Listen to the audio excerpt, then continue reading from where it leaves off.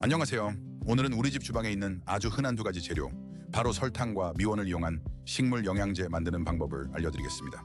시중에서 파는 비싼 영양제 사지 마시고 지금부터 알려드리는 방법대로 한번 따라 해보세요. 화학 비료 없이도 우리 집 식물들이 눈에 띄게 건강해지는 모습을 직접 확인하실 수 있습니다. 먼저 설탕에 대한 이야기부터 시작하겠습니다. 우리가 흔히 알고 있는 그 하얀 설탕, 사실 식물에게는 아주 훌륭한 에너지원이 됩니다. 식물도 광합성을 통해 포도당을 만들어내는데 햇빛이 부족하거나 스트레스 상황에 놓였을 때 외부에서 당분을 공급해주면 빠르게 회복할 수 있습니다. 다만 설탕은 그 자체로도 좋지만 다른 재료와 섞었을 때 그 효과가 몇 배로 증폭됩니다.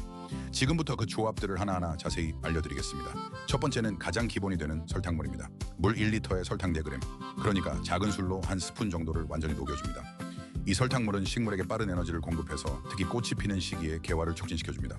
다만 한 가지 꼭 기억하셔야 할 점이 있습니다. 설탕물은 너무 자주 주면 안 됩니다. 한 달에 한 번에서 2번 정도가 적당하고 그 이상 주게 되면 오히려 개미나 곰팡이 같은 해충을 불러들이는 원인이 될 수 있습니다. 그래서 설탕물은 토양에 직접 붓는 것보다는 분무기에 담아서 잎에 살짝 뿌려주는 연면시비 방식을 더 추천드립니다. 두 번째 조합은 설탕과 식초입니다. 물 1리터에 설탕 12g, 큰 술로 한 스푼을 넣고 여기에 식초 2ml를 추가해서 잘 섞어줍니다. 이 조합은 산성 토양을 좋아하는 식물들, 예를 들면 철쭉이나 블루베리, 진달래 같은 식물에게 정말 효과가 좋습니다. 식초의 산성 성분이 토양의 pH를 낮춰주면서 동시에 식물이 철분을 더 잘 흡수할 수 있도록 도와줍니다. 잎이 노랗게 변하는 황화 현상을 보이는 식물에게 특히 효과적입니다. 세 번째는 설탕과 우유의 조합입니다. 물 1리터에 설탕 3g과 우유 30ml를 넣고 잘 섞어줍니다. 우유에는 칼슘과 단백질이 풍부하게 들어있어서 식물의 세포벽을 튼튼하게 만들어주고 잎의 광택을 더해줍니다. 더 좋은 효과를 보고 싶으시다면 이 혼합액을 따뜻한 곳에서 3일에서 5일 정도 발효시켜서 사용하시면 됩니다.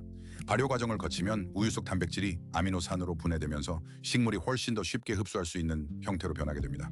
다만 발효 중에는 냄새가 좀 날 수 있으니 베란다나 통풍이 잘 되는 곳에 두시기 바랍니다. 네 번째는 설탕과 달걀 껍질을 활용한 방법입니다. 평소에 버리시던 달걀 껍질을 모아서 깨끗이 씻은 다음 햇볕에 바짝 말려줍니다. 그리고 절구나 믹서기로 곱게 빻아주세요. 물 1리터에 설탕 4g을 녹인 설탕물에 이 달걀 껍질 가루 한 큰술을 넣고 하루 정도 우려냅니다. 그러면 달걀 껍질에 들어있는 칼슘 성분이 설탕물에 천천히 녹아나오게 됩니다. 이 영양제는 잎이 끝이 마르거나 꽃이 잘 떨어지는 칼슘 부족 증상을 예방하는 데 아주 효과적입니다. 특히 토마토나 고추를 키우시는 분들이라면 꼭 한번 써보시기 바랍니다. 다섯 번째 조합은 설탕과 바나나 껍질입니다. 이 방법은 칼륨이 풍부한 천연 영양제를 만들 수 있는 정말 좋은 방법입니다. 바나나 껍질 2-3개를 잘게 자른 다음 페트병이나 유리병에 넣고 설탕 12g을 넣어줍니다. 그리고 물 1리터를 부어서 뚜껑을 살짝 닫아주세요. 완전히 밀봉하시면 발효 과정에서 발생하는 가스 때문에 병이 터질 수 있으니 꼭 살짝 열어두셔야 합니다. 이 상태로 3일에서 5일 정도 산곤에서 발효시키면 됩니다. 발효가 끝난 액체를 거름망으로 걸러서 사용하시는데 사용할 때는 이 원액을 물에 다시 10배 정도 희석해서 주셔야 합니다. 바나나 껍질에 들어있는 칼륨 성분은 식물의 꽃과 열매 발달에 정말 중요한 역할을 합니다. 그래서 개화기에 있는 식물이나 열매를 맺는 식물에게 특히 효과가 좋습니다. 여섯 번째는 설탕과 맥주의 조합입니다. 물 1리터에 설탕 4g과 맥주 50ml를 넣고 잘 섞어줍니다. 맥주 안에 들어있는 효모는 비타민 B군이 풍부하고 식물 성장에 필요한 다양한 아미노산을 함유하고 있습니다. 특히 상추나 시금치 같은 잎채소를 키우시는 분들에게 추천드리는 조합입니다.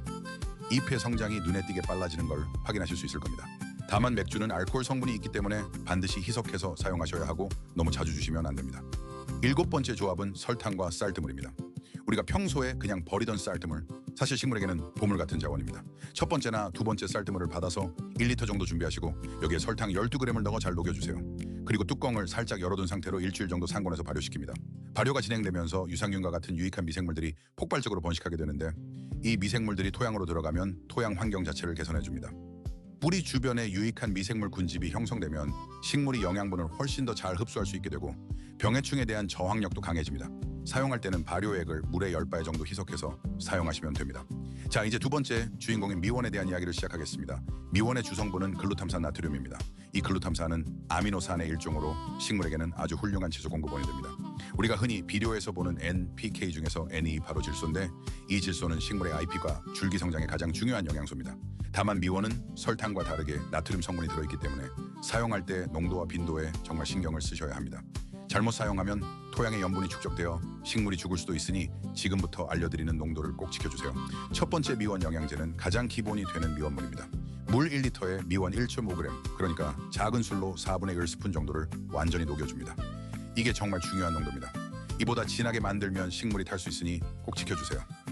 이 미원물은 글루탐산 나트륨이 분해되면서 식물에게 질소를 공급해주는 역할을 합니다. 사용 방법은 분무기에 담아서 잎에 뿌려주는 연면 시비 방식이 가장 안전합니다. 토양에 직접 부으면 나트륨이 토양에 쌓이기 쉽지만 잎에 뿌리면 식물이 필요한 만큼만 흡수하기 때문에 부담이 적습니다. 한번 사용하시면 잎의 색깔이 진한 녹색으로 변하는 걸 확인하실 수 있을 겁니다. 두 번째 조합은 미원과 설탕입니다. 물 1리터에 미원 1.5g과 설탕 4g을 함께 녹여줍니다. 이 조합은 정말 균형이 잘 맞는 영양제입니다.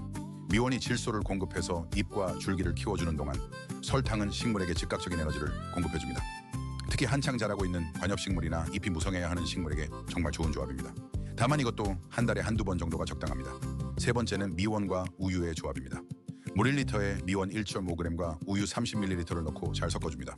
미원의 질소와 우유의 칼슘 그리고 단백질이 만나서 정말 강력한 영양제가 만들어집니다. 잎의 색깔이 짙어지면서 동시에 줄기가 단단해지는 효과를 볼 수 있습니다. 이 조합도 발효를 시키면 효과가 더 좋아지지만 미원이 들어간 발효액은 냄새가 강할 수 있으니 참고하시기 바랍니다. 네 번째 조합은 미원과 바나나 껍질 발효액입니다. 앞에서 설명드린 바나나 껍질 발효액을 만들어 두신 다음 사용하실 때 물 1리터의 그 발효액 100ml와 미원 1.5g을 함께 넣어 희석해서 사용합니다. 이렇게 하면 정말 완벽한 NPK 균형이 잡힌 종합 영양제가 됩니다. 미원에서 질소를 얻고 바나나 껍질에서 인과 칼륨을 얻을 수 있기 때문에 사실상 시중의 종합 비료와 비슷한 효과를 낼 수 있습니다. 꽃을 피우는 식물이나 열매를 맺는 식물 모두에게 두루 좋은 만능 영양제라고 보시면 됩니다. 다섯 번째는 미원과 달걀 껍질의 조합입니다. 곱게 빻은 달걀 껍질 가루 한 큰술을 물 1리터에 넣고 여기에 미원 1.5g을 추가해서 하루 정도 우려냅니다. 그러면 달걀 껍질의 칼슘 성분과 미원의 질소 성분이 만나서 잎과 열매를 동시에 튼튼하게 만들어주는 영양제가 됩니다. 토마토나 고추, 가지처럼 칼슘 요구가 맡은 작물에 정말 효과가 좋습니다. 토마토 끝이 검게 썩는 배꼽썩은병 같은 증상도 이 영양제로 예방하실 수 있습니다. 여섯 번째 조합은 미원과 커피 찌꺼기입니다. 매일 커피 드시고 나오는 찌꺼기 모아두셨다가 활용해보세요. 커피 찌꺼기 2큰술을 물 1리터에 넣고 하루 정도 우려낸 다음 거름망으로 걸러줍니다. 그 우린 물에 미원 1.5g을 녹여서 사용하시면 됩니다. 이 영양제는 질소를 보충하면서 동시에 토양을 약산성으로 만들어주는 효과가 있습니다. 그래서 산성 토양을 좋아하는 블루베리, 철쭉, 동백 같은 식물에게 정말 좋습니다. 커피 찌꺼기 자체에도 질소가 풍부하기 때문에 시너지 효과를 기대하실 수 있습니다. 일곱 번째이자 마지막 조합은 미원과 쌀뜨물입니다. 앞에서 만들어둔 발효 쌀뜨물 1리터에 미원 1.5g을 넣어 사용합니다. 이 조합이 정말 강력한 이유는 쌀뜨물 발효액 안에 들어있는 유익한 미생물들이 미원의 글루탐산 나트륨을 식물이 더 잘 흡수할 수 있는 형태로 변환해주기 때문입니다. 토양 미생물도 활성화되고 식물에게 질소도 공급되는 일석이조의 효과를 볼 수 있습니다. 화분의 흙이 딱딱해지거나 물 빠짐이 안 좋아진 화분에 사용하시면 토양 자체가 살아나는 걸 느끼실 수 있을 겁니다. 자, 이제 영양제 만드는 방법은 모두 알려드렸으니 사용할 때 꼭 지키셔야 할 주의사항들을 정리해드리겠습니다. 설탕 영양제는 무엇보다 과다 사용을 조심하셔야 합니다. 너무 자주 사용하면 화분 주변에 개미가 꼬이거나 흙 표면에 곰팡이가 생기는 문제가 발생합니다. 반드시 희석해서 사용하시고 토양에 직접 붓기보다는 분무기로 잎에 뿌려주는 옆면 살포 방식을 추천드립니다. 미원 영양제는 농도 관리가 정말 중요합니다. 물 1리터에 미원 1.5g이라는 농도를 절대 넘기지 마세요. 미원에는 나트륨이 들어있기 때문에 과다 사용하면 토양이 염류화되어 식물 뿌리가 손상됩니다. 한 달에 한두 번 이하로만 사용하시고 토양에 직접 주는 것보다는 잎에 뿌려주는 옆면 시비가 훨씬 안전합니다. 공통적으로 지키셔야 할 사항이 몇 가지 있습니다. 영양제는 가급적 오전에 주시는 게 좋습니다. 식물의 증산작용이 가장 활발한 시간이기 때문에 흡수율이 높아집니다. 한낮에 직사광선이 강할 때는 영양제를 주지 마세요. 잎이 탈 수 있습니다. 또한 이미 병에 걸렸거나 약해진 식물에는 영양제를 주시면 안 됩니다. 회복할 힘도 없는 식물에게 영양제는 오히려 독이 됩니다. 영양제를 주신 후에는 화분 받침에 고인 물은 반드시 비워주세요. 그 안에서 곰팡이나 세균이 번식할 수 있습니다. 마지막으로 한 가지 더 강조드리고 싶은 점이 있습니다. 처음 영양제를 사용하실 때는 알려드린 농도보다 더 낮은 농도로 시작하시는 걸 추천드립니다. 식물마다 영양 요구량이 다르고 같은 종이라도 개체에 따라 반응이 다를 수 있습니다.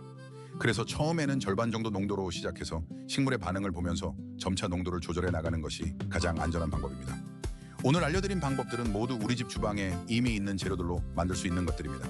비싼 영양제를 사지 않아도 화학 비료에 의존하지 않아도 자연에서 온 재료들로 충분히 식물을 건강하게 키울 수 있습니다. 이게 바로 자연순환 농법의 진짜 매력이 아닐까 싶습니다. 우리가 먹고 남은 것들이 다시 식물의 양분이 되고 그 식물이 또 우리에게 돌아오는 순환의 과정 한번 직접 만들어서 사용해 보시고 효과가 어땠는지 댓글로 꼭 공유해 주시기 바랍니다. 다음에는 더 좋은 자연 농법 정보로 찾아뵙겠습니다.